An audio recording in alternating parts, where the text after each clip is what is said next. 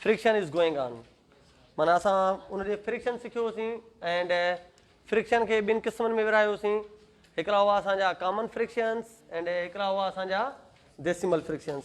त असीं कॉमन आवाज़ अचे पियो क्लियर न पियो अचे?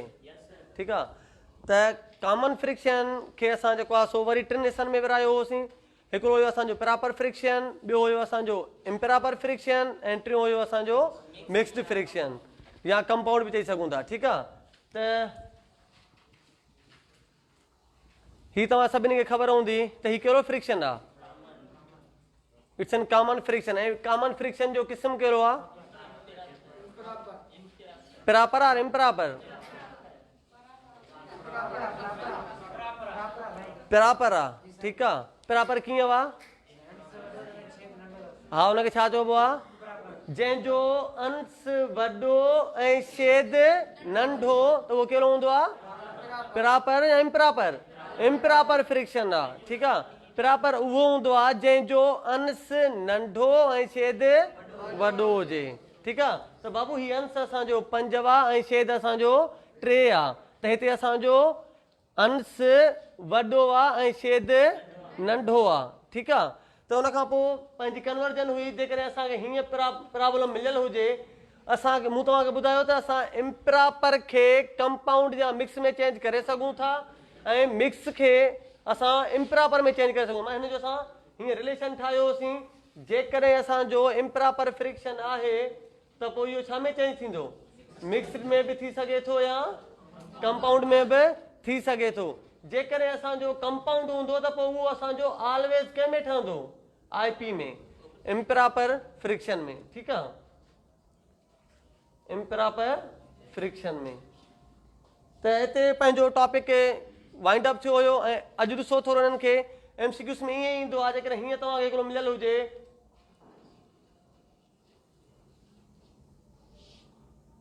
ठीकु आहे, हिनखे असां रीड कंदा आहियूं 1/3/2। ठीकु आहे। पोइ 1 तव्हां सिंपल चओसि, 3/2 चओसि तॾहिं बि तव्हांजी मर्ज़ी आहे। 1/3/2 चओसि तॾहिं बि तव्हांजी मर्ज़ी आहे। 1/3/2 चओसि तॾहिं बि तव्हांजी मर्ज़ी आहे। इहा तव्हांजी रीडिंग आहे। रीडिंग त MCQs में ईंदी कोन।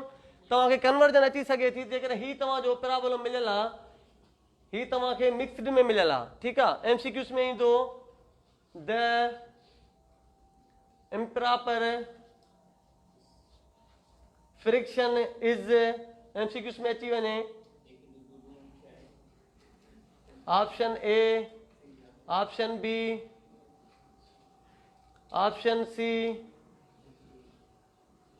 Option D, not of this. ठीकु आहे। त मूं तव्हांखे ॿुधायो बाबू, जॾहिं बि अहिड़ा फ्रिक्शन अची वञनि, माना तव्हांखे कंपाउंड मिलियल हुजे या तव्हांखे मिक्सड मिलियल हुजे, त असां छा कंदा आहियूं? जेको इहो असांजो छेद आहे न, इन छेद खे असां होल नंबर सां छा कंदा आहियूं? मल्टीप्लाए कंदा आहियूं। ऐं पोइ जेको असांजो मल्टीप्लाए जो जवाबु ईंदो न, उहो असां हिन जे अंश सां एड कंदा आहियूं। ऐं जेको ही तव्हांजो छेद आहे न, छेद तव्हांजो साॻियो ई रहंदो। जीअं ॾिसो, हिक खे ॿिनि सां ज़र्ब कयूं, साॻियो ई 2 ईंदो।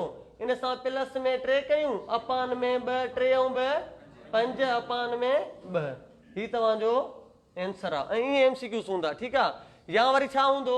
तव्हांखे हीअं मिलियल हूंदो 5/2 द कंपाउंड फ्रिक्शन इज़। ठीकु आहे। हिन जो कंपाउंड फ्रिक्शन छा थींदो? त पोइ असां ही 5 साॻियो रखंदासीं, हिनखे छा कंदासीं?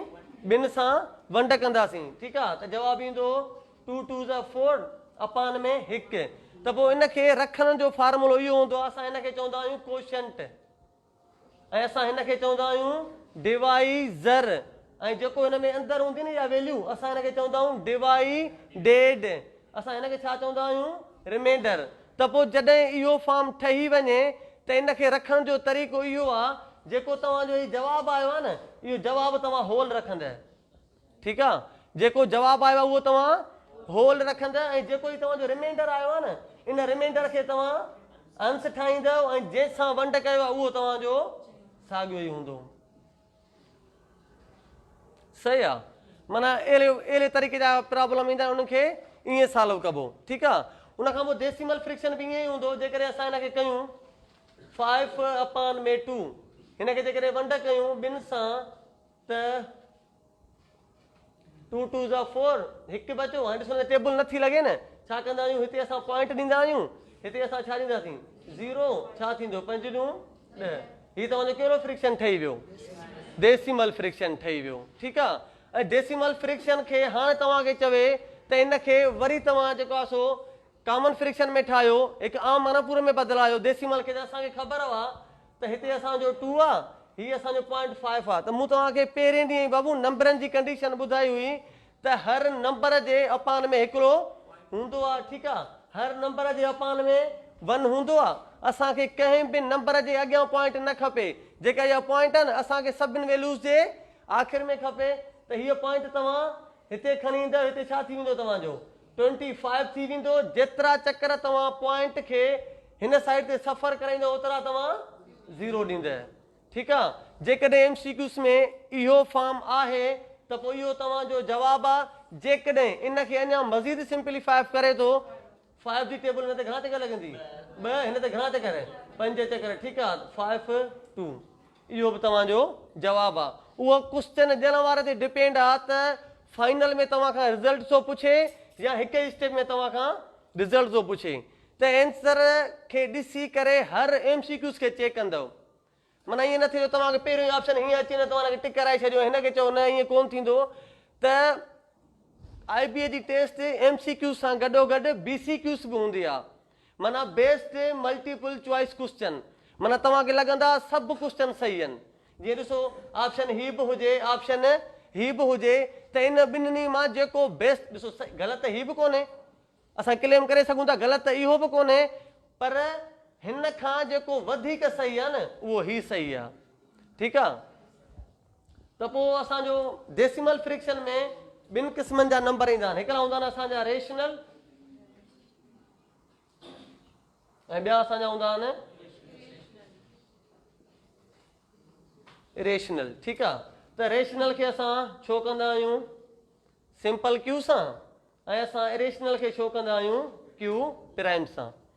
जेका हिन क्यू जे मथां बार आहे हिनखे चवंदा आहियूं असां क्यू प्राइम। आवाज़ अचे पियो, हिते भले लिखां नज़र अचे पियो, ठीकु आहे। त पोइ रेशनल ऐं इरेशनल, जीअं तव्हां बेसिकली फर्स्ट मूं तव्हांखे डेफिनेशन ॿुधाई न फ्रिक्शन जी, ईअं ई हूंदो आहे। The value which we can write in the form of P/Q is called rational. माना तव्हांजी जेका कॉमन मूं फ्रिक्शन जी डेफिनेशन ॿुधाई न, रेशनल जी बाबा डेफिनेशन बि उहा अथव, पर इहा MCQs में कॾहिं कोन ॾिठी आहे मूं, ठीकु आहे। डेफिनेशन ईंदी आहे ज़रूरु हिन रेशनल जी, पर इहा डेफिनेशन कोन ईंदी आहे। हिन जी जेका ॿी डेफिनेशन आहे न उहा ही ईंदी अथव, the non terminating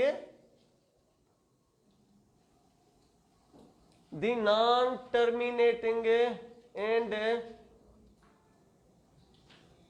recurring value, ठीकु आहे। छो त मूं तव्हांखे ॿुधायो त इहे क़िस्म कंहिंजा आहिनि, डेसिमल जा आहिनि न। त पोइ डेसिमल फ्रिक्शन असांजी हलंदी बि रहंदी आहे। जेको ॾिसो 2.5 हीअ असांजी वैल्यू हिते खुटी वई, त माना डेसिमल फ्रिक्शन जा ई क़िस्म आहिनि न, हिकिड़ो रेशनल ॿियो इरेशनल। त मूं तव्हांखे ॿुधायो बाबू दी नॉन टर्मिनेटिंग, जेका ख़तम न थिए, ठीकु आहे। एंड रिकरिंग माना वरी वरी अचे, माना जेके नंबर तव्हांजा आहिनि न उहे तव्हांजा वरी वरी अचनि, उन वैल्यू खे असां चवंदा आहियूं रेशनल। एग्ज़ाम्पल ॾिसो, जेकॾहिं मां हीअं लिखां 2.343434, ठीकु आहे। हाणे ॾिसो हीअ तव्हांजी वैल्यू त मिलियल आहे। सभ खां पहिरियां जेका वैल्यू ख़तम थी वञे, लफ़्ज़नि ते ज़ोर ॾिजो, जेका वैल्यू ख़तम थी वञे, जंहिंजी एंडिंग पॉइंट हुजे, उहा त पकी ॻाल्हि आहे छा हूंदी, रेशनल हूंदी। माना जेका वैल्यू खुटी वञे उहा छा हूंदी। ॾिसो हीअ तव्हांजी वैल्यू खुटी वई, हीअं हुजे 2.35987 खुटी वई, भले केतिरो बि हले, एंडिंग पॉइंट हुजेसि हीअं हुजे 7.189784889, हीअ बि खुटी वई, भले केतिरो बि हले, पर तव्हांखे एंडिंग पॉइंट मिली वञे, खुटी वञे, त उहा तव्हांजी वैल्यू कहिड़ी हूंदी। दिस इज़ ऑलवेज रेशनल, ही तव्हांजी रेशनल हूंदी। हाणे शर्त आहे त वैल्यू खुटे न त पोइ न, वैल्यू खुटे न त पोइ तव्हां इनखे इरेशनल नथा चई सघो। हा, वैल्यू नथी खुटे उनजो शर्त ॿुधायो। बाबा वैल्यू खुटे त नथी, छा अहिड़ा नंबर आहिनि जेके हिकु सर्कल में वरी वरी वरी वरी वरी वरी रिपीट थियनि था? वैल्यू खुटे न, खुटण खां पोइ असांजा शर्त लॻंदा जेका वैल्यू खुटे नथी, भला जेकॾहिं वैल्यू वरी वरी अचे थी, ॾिसो भला उहा कंहिं हिकिड़ी सर्कल में अचे थी, कंहिं सुठे नंबरनि में रिपीट थिए थी। ॾिसो 3 4, सभ खां पहिरियों ॾिसो वैल्यू खुटे नथी न। हाणे असां हिनखे न रेशनल था चई सघूं न इरेशनल था चई सघूं। हाणे असां हिन ते शर्त हणंदासीं बाबा वैल्यू खुटे त नथी, पर ॾिसूं अथसि छा, वैल्यू खुटे नथी। 3 4 3 4 3 4 3 4, माना वैल्यू खुटे नथी ऐं हिकिड़े सुठे पैटर्न में रिपीट बि थिए पई। माना 3 4 अहिड़ो वर्ड आहे, अहिड़ा नंबर आहिनि जेके वरी वरी रिपीट थियनि पिया। त जॾहिं तव्हांजी वैल्यू खुटे न ऐं तव्हांजा नंबर कंहिं सुठे पैटर्न तहत रिपीट बि थियनि त पोइ उहा तव्हांजी रेशनल वैल्यू हूंदी, उहा तव्हांजी रेशनल। तव्हां हिनखे लिखी सघो था 2.34, उनजे मथां तव्हां लाइन ॾींदव, बार ॾींदव। इन जो मतिलबु आहे त इहे नंबर यको हलंदा रहनि था। क्लियर थियो? यस,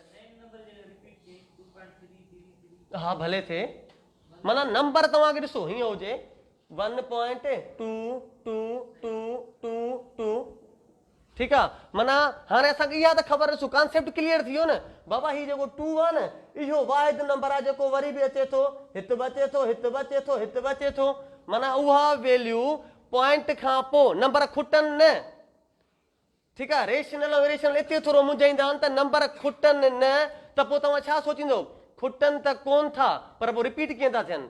आया रिपीट थियनि था या नथा थियनि? हिते ॾिसो रिपीट त हिते बि थियनि था। Should I write this? हा हा बिल्कुलु कंदासीं, सेखारींदुसि करण बि, ठीकु आहे। इनखे करण बि सिखंदासीं फ्रिक्शन में कीअं। बहरहाल तव्हां पहिरियों डेफिनेशन खे क्लियर कयो, ठीकु आहे। हाणे हीअं हुजे, should I erase this? ॾाढा भला माण्हू, ठीकु आहे। त बाबा हीअं हुजे 1.235391325887, ठीकु आहे। त इहा वैल्यू बि तव्हांजी रेशनल आहे न?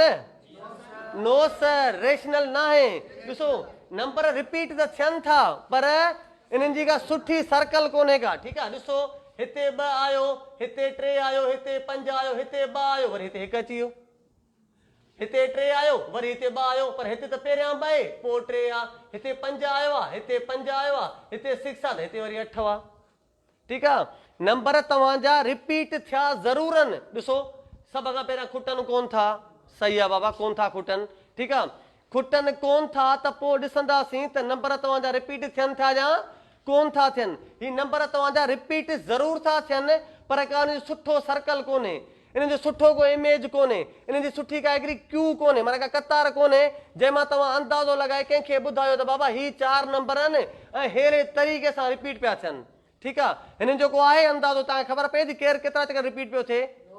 नो सर। माना जॾहिं तव्हांखे इहा वैल्यू जी ख़बर पवे त नंबर ईअं हुजनि, ठीकु आहे, ऐं पोइ तव्हांखे इहा बि ख़बर कोन थी पए त इहे तव्हांजा ऑलवेज इरेशनल आहिनि, ठीकु आहे। त पोइ हिन जी डेफिनेशन कीअं थींदी? The non terminating and non recurring. जॾहिं हिते तव्हां नॉन लॻाईंदव त तव्हांजी डेफिनेशन थी वेंदी कंहिंजी? इरेशनल जी। क्लियर? नोट आहे हिकिड़ो very very very important note अथव, ठीकु आहे। हिन ते सुठो ज़हन ॾिजो, हीउ तव्हांखे कमु ईंदो यको जे लाइ, ठीकु आहे। माना हीअ जेका तव्हां रेशनल इरेशनल नंबर पढ़ियो पिया 6 खां वठी करे तव्हांजे 10हीं क्लास ताईं रेशनल इरेशनल तव्हांखां हींअर सुञाणणु ॾुखियो कोन हूंदो, ठीकु आहे। नोट इहो अथव the prime number, prime number तव्हांखे ख़बर हूंदी, ख़बर आहे न? The prime numbers in radical sign, in radical under root square root in radical sign are always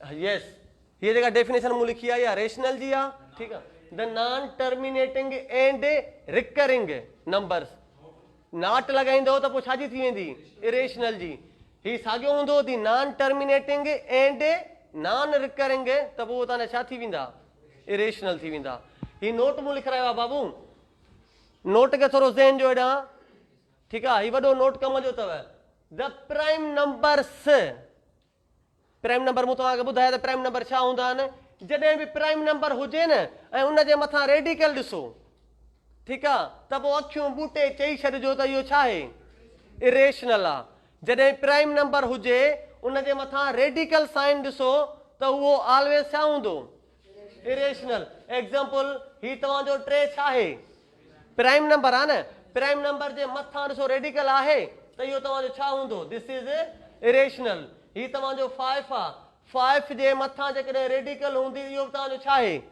irrational आहे ही तव्हांजो 2 जे मथां रेडिकल आहे ही तव्हांजो छा आहे इरेशनल आहे ऐं जेकॾहिं हीअं लिखां भला ही तव्हांजो 9 तव्हांजो प्राइम आहे न नो सर 9 तव्हांजो प्राइम न आहे प्राइम न हुजे ऐं उनजे मथां रेडिकल अची वञे त पोइ शर्त ॾिसबो चई नथा सघूं रेशनल आहे पर पोइ अक्सर जेके नंबर हूंदा न तव्हांजा उहे रेशनल हूंदा ठीकु आहे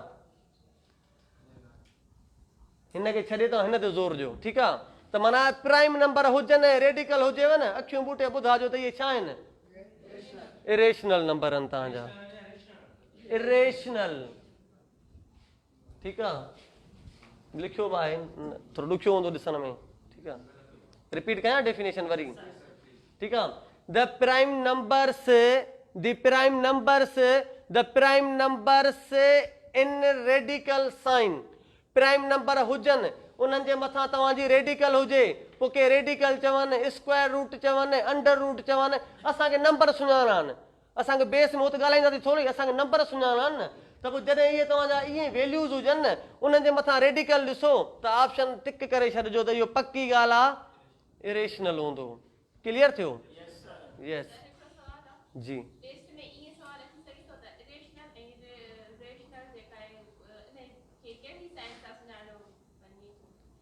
मे बी हा मे बी थी सघे छो त डेफिनेशन लिखी पई आहे the rational numbers are usually question ईअं ईंदो the rational numbers are usually denoted by पोइ हीअं बि हूंदो क्यू बि हूंदो क्यू प्राइम बि हूंदो ऐं आर बि हूंदो नन ऑफ दीज बि हूंदो त पोइ हीअ सही आहे अची सघे थो ठीकु आहे त तव्हांजे MCQs में ईंदियूं डेफिनेशनूं ठीकु आहे इवन नंबर जी डेफिनेशन प्राइम नंबर जी डेफिनेशन कंपोजिट नंबर छो तव्हां यू हैव ओनली 30 सेकेंड्स ठीकु आहे तव्हां वटि 30 खां 35 या 40 सेकेंड हूंदा आहिनि त सेकेंडनि में तव्हांखे बाबू प्रॉब्लम हल करण जे लाइ कोन हूंदा जेकॾहिं हिकिड़ो प्रॉब्लम तव्हां हल कंदव त उनजी जॻह ते 5 प्रॉब्लम उन टाइम खे माना क्लोज़ करण जे लाइ तव्हांजूं डेफिनेशन्स हूंदियूं क्लियर रेशनल इरेशनल क्लियर थी वियो त ऐं वैल्यू हूंदी आहे पाए बाबू हिनखे असां चवंदा आहियूं पाए ठीकु आहे हिनखे असां चवंदा आहियूं पाए जॾहिं बि इहा सैंपल अची वञेव उहो हीअ सैंपल ॾिसो न ऐं अॻियां अक्सर ईंदो अथव हिन जो क्वेश्चन ईंदो अथव अक्सर जेकॾहिं इहा पाए जी सैंपल ॾिसो ऐं अॻियां लिखियलु हुजे द पाए इज़ हीअं लिखियलु हूंदो इज़ ठीकु आहे खाल पोइ हीअं लिखियलु हूंदो ही आहे ऑप्शन बी ही आहे ऑप्शन सी ॿई थी सघे थो option D not of this त पोइ जॾहिं तव्हांजी ही पाए हुजे न सिर्फ़ु पाए ऐं तव्हां खां पुछे त इहा रेशनल आहे या इरेशनल आहे त पोइ बाबू इहा इरेशनल अथव ठीकु आहे ऐं जेकॾहिं वरी तव्हां खां वैल्यू पुछे पाए जी माना हीअ जेका तव्हांजी पाए हूंदी आहे न इन जी नंबरनि में वैल्यू हूंदी आहे असांजी 22/7